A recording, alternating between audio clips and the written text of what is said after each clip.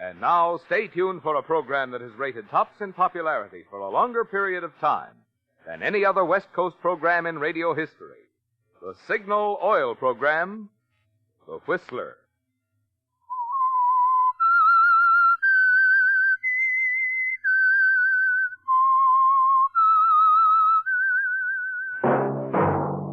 Signal, the famous Go Farther gasoline, invites you to sit back and enjoy another strange story by The Whistler.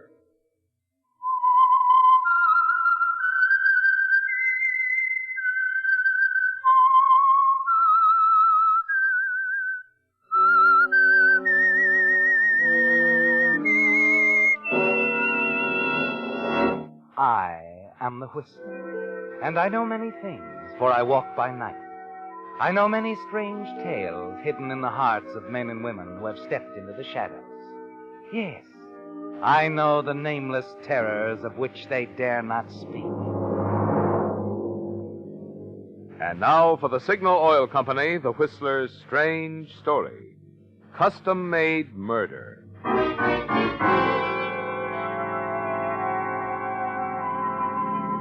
David Price gripped the wheel of his speeding automobile firmly, and the grim set of his jaw matched the tightly building pressure within. He was oblivious to the heavy rain splattering against the windshield, oblivious to the danger of the storm-swept highway.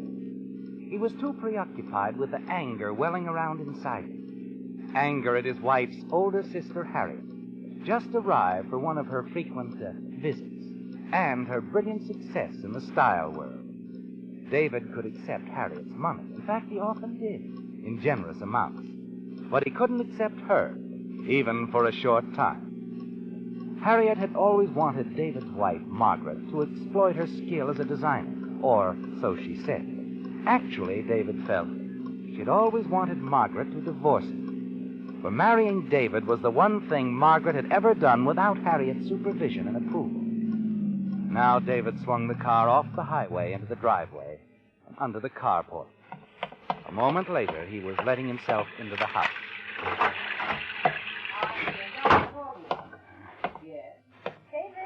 Oh, darling, you must have driven very fast. Where is she, Margaret? Where's your sister? Dear, aren't you even going to kiss me? Fine greeting. Oh, on the phone, huh? Harriet? Oh, yes, it was an important call. San Francisco. Oh, sure. Important. Everything's important with Harriet.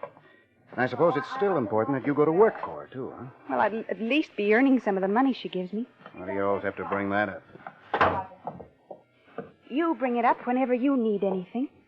And you can certainly afford to be nice to her, especially since she's only here for such a short time. As short a time as I'd like. Oh, come on, David, forget it. She'll only be here a few days. Sit down, I'll pour you a drink. All fixed, huh? And martinis, Harriet's favorite. I'll have bourbon, just to be abstinent. You are in a stew. Margaret, I know she's your sister. You couldn't help that, but what you can help is... Well, hello, David. Oh. Don't get up. I didn't intend to, Harriet. How sweet. Your drink, dear. No, let me give it to him, darling. No, it's all right. David? Thanks. My, the Lord and Master. And now do you run, little sister, and fetch his pipe and slippers? And if she does? Well, she always was a little backward. Now you too. Don't worry, dear. David and I understand one another. That's what bothers him. I don't understand you, Harriet, or anyone who tries to break up a home. Is that what I'm doing? Well, it's what you'd like to do. Only I'm not the type to stand by and watch. No. I'm aware of your type, David. The big driving male, the burly one, bull in a china shop. Cut it out, Harriet. I can take so much. And then the big masculine one starts breaking things. Maybe. I'd like to break your neck sometimes. David. It's all right, Margaret. Like I've always said, he's plain speaking. Almost an earthy quality. You should wear more tweed, David, you know. And, Margaret, where is that pipe you were about to fetch? You love it, don't you? Grinding your heel. Am I a bug beneath it, Mary? Sort of like Kurt Kramer? Poor little Kurt Kramer. Kurt Kramer was a fool. Uh-huh. But a faithful one. How long did he work for you? 16 years, wasn't it? And his reward? David, you know perfectly well that Kurt Kramer was a criminal. My sister did nothing more than any employer would have done. Kramer was entrusted with company funds, David. Everything I said was true. Yes. You're careful that way. It's probably true that Margaret should take up designing again. but it's scarcely necessary for her to leave her home and husband to do it. You don't even try to understand, do you, David? For just one instant, you might consider Margaret. They're not exactly rolling in wealth, Oh, she doesn't need my money. She has you. Let me finish. Margaret could have 4, 5 times as much if she came to work with me. And more than that, as much as it displeases me, I just may not live forever. I'm older than you two. Margaret should know something about the business she'll inherit. The move to San Francisco is just a beginning. Eventually she'll have Stop the it, whole... Harriet. Both of you stop it, please. Stop shouting at one another. And stop acting as if I had nothing to say about this whole thing. Margaret, I'm sorry, Harriet, but I do want to try to make this decision independently. Independent of both of you. No, we'll see about that. But I'm telling you, Harriet, it won't work. Because like you say, I'm the driving male, the bull in the china shop. I won't stop smashing things until I'm certain my wife is going to remain my wife. How very noble. And my way is to beat you at every turn of the game. A challenge? Take it any way you like.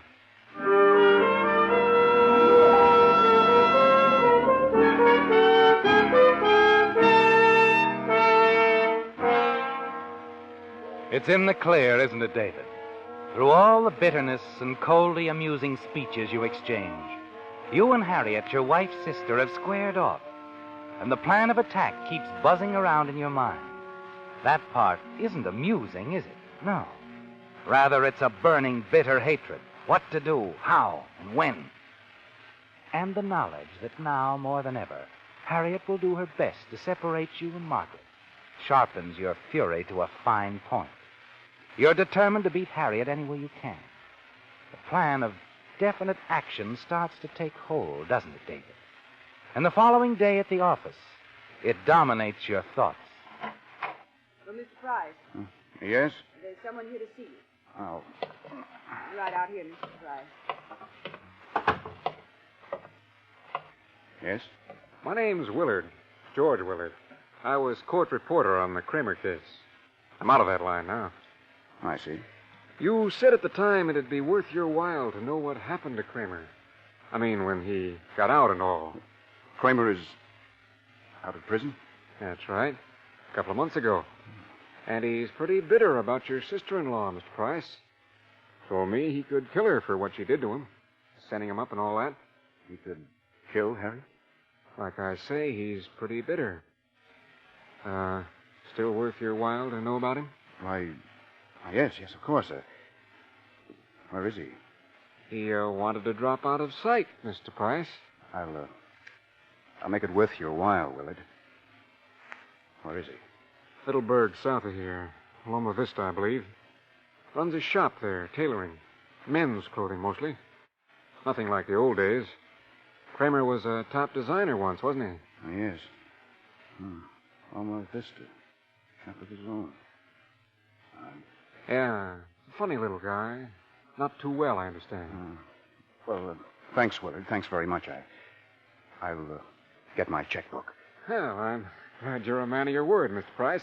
I didn't mean to bother you here at your office, but, well, you seem to want to know about Kurt Kramer. Oh, I did. I appreciate it, Mr. Willard.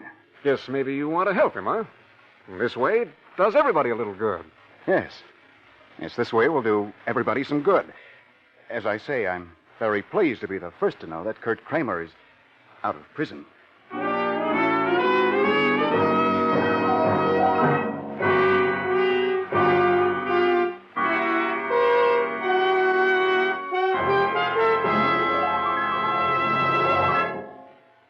You folks who listen to the Whistler regularly have heard me get enthusiastic about Signal Ethyl, the premium grade of Signal's famous Go Farther gasoline.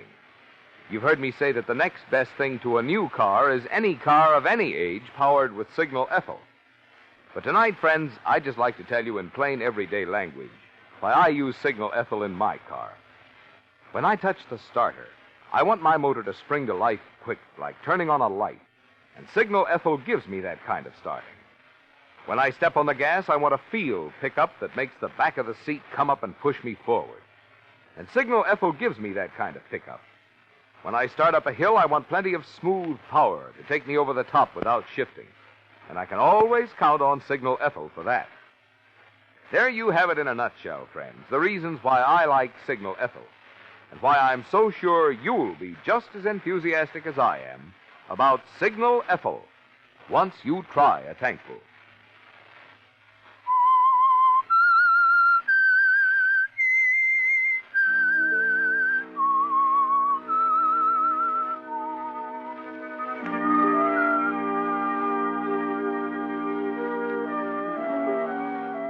It's interesting, isn't it, David, how a few hours a day can change things so. Now you've a weapon against Harriet, a means to frighten her, perhaps send her away. Because Kurt Kramer, a man who once vowed he'd repay her for sending him to prison, is out, free, and only you know where to locate him. And there's something else, isn't there, David? Harriet's own words that Margaret will inherit her business. Harriet's dress business is worth $200,000. You feel that you can afford to be pleasant to Harriet, perhaps toy with her for a while before dropping the bombshell. Of course, you've no way of knowing that Harriet has a bombshell of her own. Hello? Anybody here? Margaret? What? Oh. Hello, Harriet. David. Margaret upstairs? No, she isn't. Oh, David, that tie. Do you wear such things just to torment me? Now, Harriet, you're not drawing my fire tonight. I'm in a most delightful mood. Here, I'll take it off. Better? Much. Providing you don't decide to choke me with it. Hardly. Not even when I tell you about Margaret? What about Margaret? She's gone, David, to San Francisco. What? It was her decision. She arrived at it just as she said she would, independent of both of us. Cut it out, Harriet. I can't believe it. She'd go without telling me. She left you this note. I'd sort of like to know what it says, too. You probably dictated it. David. Okay. I'll go along with a gag. She says as if you didn't know. Dear David, I thought leaving this way was best. I'm a little weary of angry words. I decided that going to San Francisco is the wise thing for me to do. How permanent this move will be is something I can't predict right now. When I've reached that decision, I'll let you know. The only thing I'm certain of at the moment is that I do want to go. See whether I'm really a good designer or not, Margaret. Now, David, Get it, Harriet. But you're angry at me. You could strangle me, I know it. No, Harriet. I was surprised for you. All right, it was a shock. But I'm not angry. What did you say? I'm not angry. Maybe it's best this way. I'll take my chances with Margaret. If this is what she wants, she's entitled to it. She really cares for me. She'll come back. Well, you do amaze me, David. You really do. Now, forget it. I'm tired. I'm going to turn in. See you tomorrow, Harriet. Maybe I could take you out to dinner. I'd love it. Just the novelty of it. Good night, Harriet.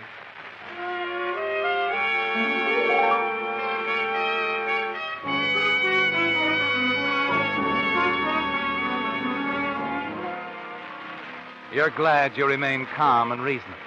You've thrown Harriet off guard, and you've made a decision. You're certain you can win Margaret back, but only if Harriet is permanently out of the way. Yes, David, it's going to take a little time, some careful planning. And it begins the next day with a quick trip to the neighboring city of Loma Vista, in a little shop operated by Kurt Kramer. Fortunately, you find him alone. Yes, sir. What can I... Oh, Mr. Price. David Price. No, it can't. It is, Kurt. David Price in the flesh. How are you? Oh, I'm all right, Mr. Price. No complaints. No? Well, you've a right to a few, I say. Surprised to find you here. Thought you'd head straight to my dear sister-in-law when you were released. Oh, no. I had thought of it, yes. Once, Mr. Price, I'd give him anything to kill her. But now, all I want to have peace of mind. To live and let live. Believe me, Mr. Price, I don't even want to see Harriet Gordon. You don't look too well. Oh, I'm all right. I'm fine, Mr. Price. Just do me a favor. I know. Say nothing to Harriet about where you were. If you please. I don't want any more trouble. And your career? I'm out of prison. That's all I want right now. If you excuse me, Mr. Price, I have a suit pattern to lay out a rush job. Of course. Go ahead, Kurt. Good luck, and I'll say nothing. Thank you. Thank you, Mr. Price. You always were all right. Forget it, Kurt.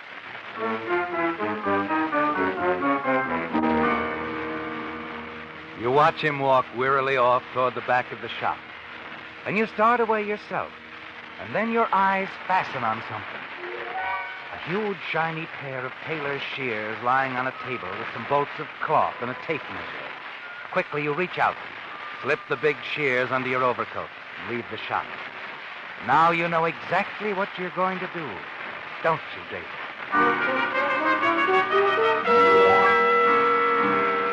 Back home, you're surprised to find Harriet packing her suitcase.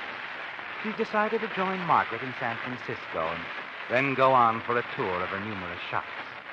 You greet her pleasantly, try to persuade her to stay on for a while. When she refuses, you drop the bombshell. You know, Harriet, I saw an old friend of yours today. Oh? Mm-hmm. Kurt Kramer. What? He's out of prison. Been out for a couple of months. Kramer. Oh. I wonder why no one told me. Oh, he's been very quiet about it all. You talked to him? I talked to him. Did he mention... You? Oh, yes, several times. His years in prison didn't make him feel any more kindly towards you. No. No, I don't suppose they would. Now, look, Harriet, I'm not going to try to kid you that your safety means too much. But you are my wife's sister. She thinks you're pretty wonderful. For her sake, I'd like to, well, sort of watch out for you. I mean, we're Kurtzman, until we know what he's up to. You wouldn't dare do him. A man who's thought of nothing else for so long? I'm not so sure. Why not stay on a while, Harry? Let me help. Ridiculous. I'll talk to the police. Tell them somebody told you Kurt Kramer feels bitterly towards you, that you're frightened, want a police bodyguard? They'll laugh at you. Yes, I suppose they would. What do you suggest? Let me handle it. I'll run down to Loma Vista and have a chat with Kurt. Well, that's nice of you, David. But I still don't know why I shouldn't go to San Francisco. Because if Kramer were figuring on anything very desperate, he'd do it while you were on one of your trips, not here where he'd be picked up and questioned. Oh, I see what you mean.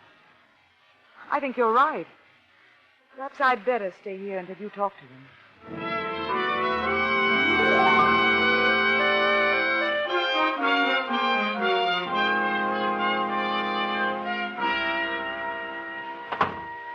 Oh, Mr. Price, you're back. Yes, I'm back. I thought I'd better come down and warn you. Oh? Yes, it's about Harriet. She knows where you are. Oh, I didn't tell her. She knows about the shop and house. I see. And you can expect a visit from her. For all I know, she may be on her way down here now. She's up to no good, Kurt. I'm certain she intended to run you out of business. Run me out of business? She'd be too late. What do you mean? Oh, I'm quitting. Didn't you notice the signs on the front window?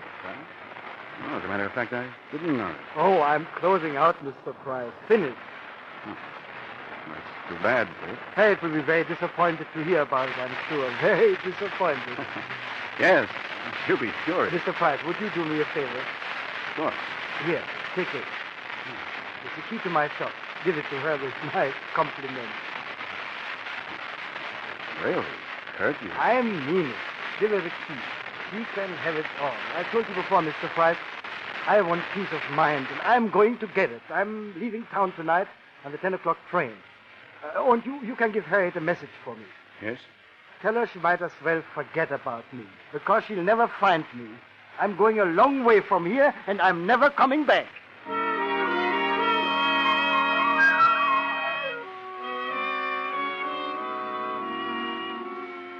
The key to Kurt's shop, safely tucked away in your pocket. You start the drive back home. It was a lucky break, wasn't it, David? Getting the key so easily. And now you know that Kurt intends to leave town on the 10 o'clock train. It fits your plan perfectly, doesn't it, David? It's early evening when you arrive at the house. Find Harriet in the living room waiting for you. Did you see Kramer, David? Yes, I saw him. We had quite a chat. Well? Now he wants to see you. Oh, does he? Well, I don't want to see him. I think you should. Get it over with, I say, once and for all. I'll go with you. What does he want? I don't know. Can't quite make him out. He seemed to have changed since my first talk with him. Frankly, I'm rather curious to find out what he has in his mind, aren't you? Well, there's nothing to be afraid of as long as I'm with you. We could run down there tonight. It's only a half-hour's drive. I really think you should, Harry. All right, I'll go. Fine. Tell you what, I have to drop by the office for a bit. Why don't you get ready while I'm gone? I'll be back in a little while. I'll be ready.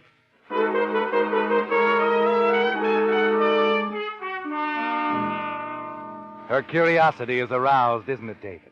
As you knew it would be. And now you hurry from the house. But instead of driving to your office, you turn off at the railroad depot. Chat pointedly with Sam at the ticket window. Then buy a ticket for San Francisco on the Streamliner, leaving later in the evening. And there it is, David. Another key step in your plan accomplished. As you drive home, you glance at your watch, 7:45. It'll all be over soon, won't it, David? Yes, Harriet will be dead. And your wife, Margaret, is sole heir to her successful chain of dress shops. You'll kill Harriet around 9:30. And Kurt Kramer's sudden departure from town a half hour later on the 10 o'clock train will look like he's running away after killing you. You've planned the timing perfectly, haven't you, David? And when it's over, you'll take a plane to San Francisco and Margaret. Arrive there a few minutes before the Streamliner. You manage a confident smile as you reach home and enter the house. Harriet? Harriet? In here, David. Oh.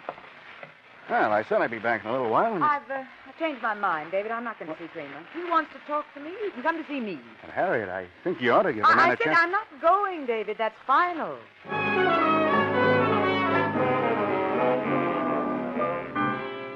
You'll have to alter your plans now, won't you, David? But that won't be difficult. You decide to drop the subject of Kramer, and the two of you have a highball. Then you suggest going out for dinner, because in that you see a solution. Harriet's never been to Kramer's shop. You can drive her there on the pretext of taking her to an out-of-the-way restaurant you know. And to your surprise, Harriet's instantly agreeable. As you drive Harriet toward Loma Vista, you're conscious of the shears in your coat pocket. And when you park on the side street that leads to the back entrance of Kurt Kramer's shop, Harriet becomes quizzical. Any restaurant, David. In fact, I don't see anything much but deserted buildings. Well, the atmosphere's on the inside. Oh? Come on, you'll like it. It's a favorite of Margaret's and mine. All right, but you'll have to prove it to me. All right. I have to go in the back entrance. One of those exclusive deals now. Drinks at any hour. They give you your own key, too. See? But it looks so dark, David. Here we are. Ah, after you, Harriet. No, David, I don't want I to. said after you. What? David, what is this? I don't like this. Oh, Harriet. But I like it. I like it fine.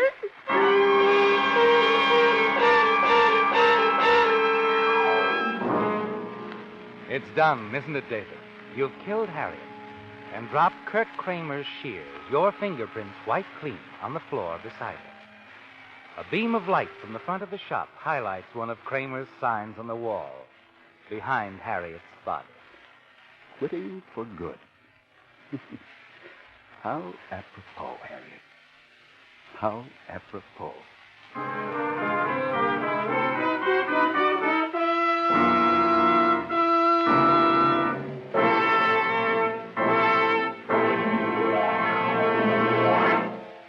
I'm from Missouri. You gotta show me. That was my answer to Signal's motor oil experts when they first told me new Signal Premium Motor Oil would reduce engine wear due to lubrication 50%. And show me they did, friends, with some of the most amazing, most convincing tests I've ever witnessed. On scientific devices, they showed me how some motor oils break down and permit damaging wear inside an engine, wear that causes engines to lose pep and power, causes them to eat oil and need expensive motor overhauls.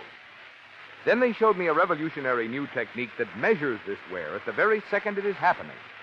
And on this device, they showed me how new Signal Premium Motor Oil reduces this wear due to lubrication by 50%.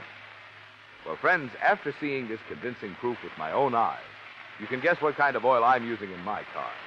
The same kind I hope you're using if you want your car to last. New Signal Premium, the heavy-duty type oil you get at no increase in price at Signal service stations.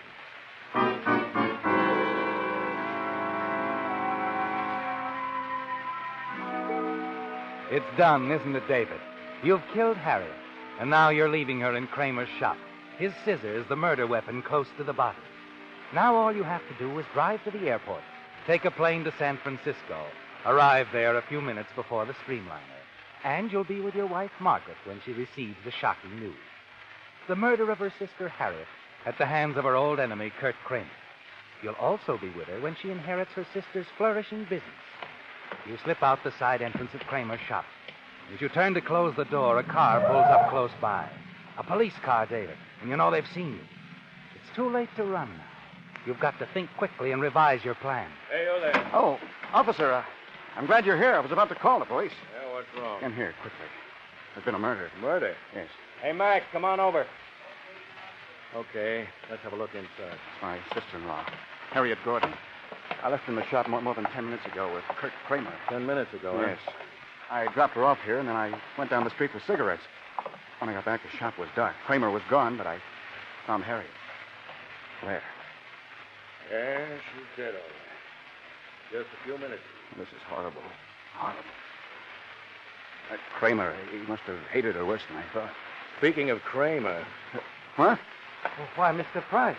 Kramer! recognize this woman, Mr. Kramer? Harry. That's Harriet Gordon. That's the woman who called us late this afternoon. Told us you'd threatened her life. But I've told you, I didn't threaten her, officer. Mr. Price has warned me about Harriet. Said she planned to run me out of business. Oh, he threatened her, all right, officer. I heard him. Miss Gordon told us Kramer hadn't made the threats to her in person. You must have told her about them. Naturally, to warn her. I see. And you say you left Harriet Gordon here with Kurt Kramer 10 minutes ago, huh? Yes. You saw them together? Well, of course. Kramer opened the door when Harriet entered the shop. I'm afraid not, Mr. Price. Looks like you've got some explaining to do. Because of your warning, your sister-in-law called us. We decided we'd better ask Mr. Kramer a few questions. So we picked him up an hour ago. And he's been with us ever since.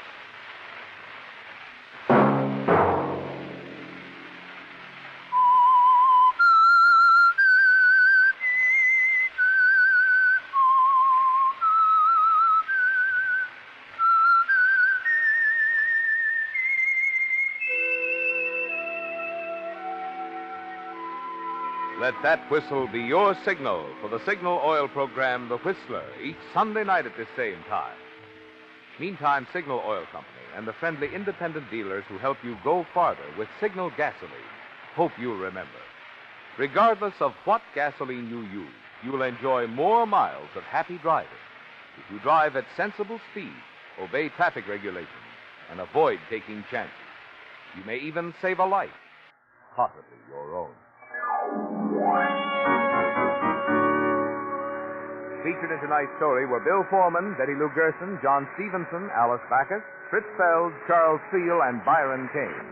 The Whistler was produced and directed by George W. Allen, with story by Joel Malone, music by Wilbur Hatch, and was transmitted to our troops overseas by the Armed Forces Radio Service. The Whistler is entirely fictional, and all characters portrayed on The Whistler are also fictional. Any similarity of names or resemblance to persons living or dead is purely coincidental. Remember, at this same time next Sunday, The Whistler will bring you another strange story, Seattle Take 3, in which an advertisement for 3 passengers to Seattle leads to a double murder and the solution of a robbery. Marvin Miller speaking for the Signal Oil Company. Stay tuned now for Our Miss Brooks, starring Eve Arden, which follows immediately over most of these stations. This is CBS, the Columbia Broadcasting System.